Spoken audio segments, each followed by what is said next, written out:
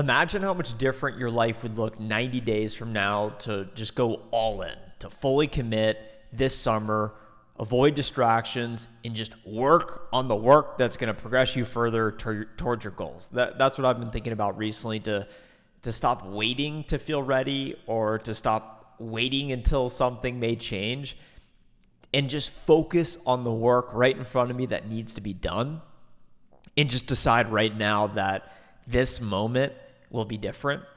I waited more than 4.5 years to start this YouTube channel to feel ready. I waited over 450 days after getting out of software sales to get back in to software sales, and I feel like I'm doing it. I'm in the eye of the storm and doing the work that needs to be done and trying absolutely as hard as I can each and every day. I constantly have thoughts that I'm not enough.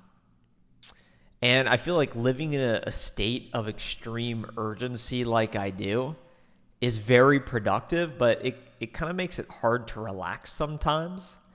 And it's funny because I had a friend describe my apartment as Spartan-like, because I literally only have a desk right here. Downtown Austin, Texas, 24th floor, cool view outside, but I just have a desk right here because it's optimized around working, making money, achievement. And that's what excites me most at this stage in life, at this chapter. And that's why I like to make videos like this, because this is my way of life. This is what I like to do. And I think there's a small percentage of you out there who can relate to that, who find motivation in that, who are excited by that, who are thinking, yeah, I'm on my grind as well. Like, it's cool someone else is out there doing it. I think the majority of you probably don't understand it. And then there's another small percentage who actually resent me for it, because in some ways it makes you analyze yourself and look at yourself and say, well, maybe I'm not doing as much as I could be, or I'm not all in. I'm not really trying. I'm waiting for something to happen. I'm making excuses. I'm blaming something else. And I'm most interested in maximizing my potential. And anytime I feel feelings of anger, frustration, resentment, uncertainty, insecurity, I do my very best to not associate with that, to not do any labels, and to actually use that and channel that energy towards productive inputs. Asking myself, well, what are my goals in the next 12 months? What do I want to change in my world, in my reality? And that's succeeding in my software sales career. So I can show up and make a video and do big talk about how hard I'm going to work, or all the things I'm doing, or call a friend and say, yeah, it'd be cool if we went and did this. But nothing would be as impactful towards achievement of my goals as opening up my work laptop, logging on to Salesforce, and going and finding 5 to 10 prospects. Nothing would be as impactful as going to our learning management system and studying competitive battle cards, studying my product, practicing in my demo environment, listening to my gong calls or other top performing reps. Those are the inputs that will actually contribute to my ability to generate pipeline and close revenue and hit my career aspirations and goals of becoming a great account executive. So think about, what are the inputs that you ought to be doing that you're either doing or you're not doing, and there's no escaping around that reality. Ignore the noise, because the market will decide. And that's one of the points I'm making, is that I can talk about being a great rep, I can tell people what I'm going to go do, but at the end of the day, when you look at my Q3 revenue performance, when you look at my Q4 revenue performance, the market has decided at that point. And the work I'm doing now is a leading indicator of what I believe is to come. That is ultimately all that matters, is that number of quota attainment towards achievement of that goal in the next 12 months. Nothing else matters. No more book I read is necessarily going to influence that.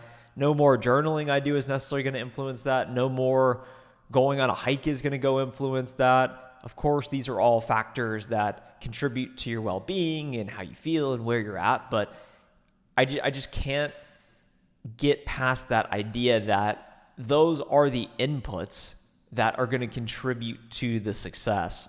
And the market will decide at the end of the day.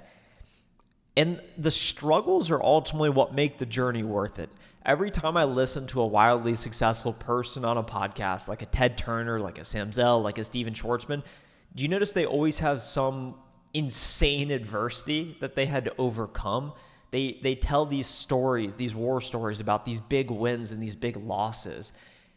Those adversities, those setbacks, those struggles are what make their stories so interesting. So no matter where we're at in our story, in our journey, and trying to figure things out, we're inevitably going to face some roadblocks. We're going to face some struggles, some adversities, some setbacks, some frustrations, why is this happening to me? If only this didn't happen. That is what makes the journey so worth it and so worthwhile to begin with. So going through it may not be ideal, but ultimately when we look back, that's just another idea I've been having is when I look back when I'm 58 years old and I'm going to say, oh my gosh, Trent, 28, he's sitting here in this Spartan-like apartment grinding, had all this time, all this energy, all this determination, focus, ambition. And when I'm sitting back and reflecting on what has been achieved, it's ultimately being in those moments of pushing and seeking more and being all in, being committed, being focused, sacrificing when necessary. That is what makes it worthwhile when we look back on the journey in the first place. And that to me is a terribly concerning fear, is looking back and knowing I did not tap into my full potential, looking back and saying, Trent, you could have done more, and it's officially too late for you to go and change that at this point in time because of your age, because of your energy, because of commitments, responsibilities at that point in time and at that point in life.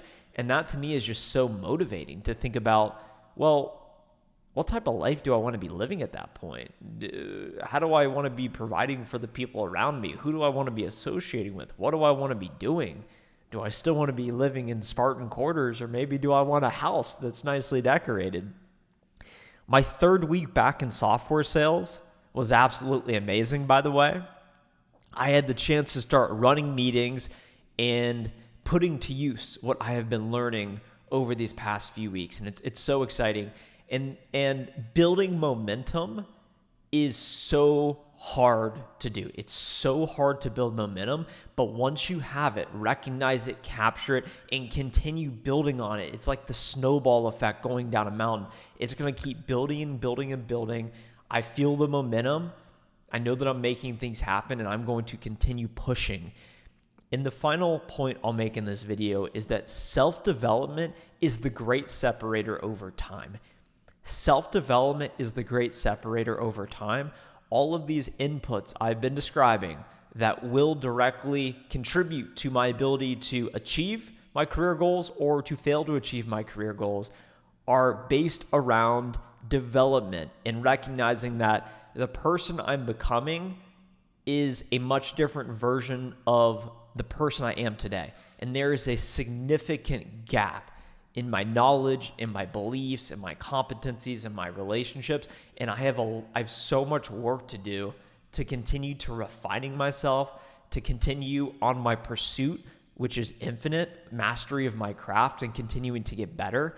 And that excites me and it brings me so much energy and enjoyment each and every day to get slightly better, to end the day a little bit more wise than when I woke up, and seeing over the course of a lifetime what type of results is that dedication, commitment, and focus going to manifest in.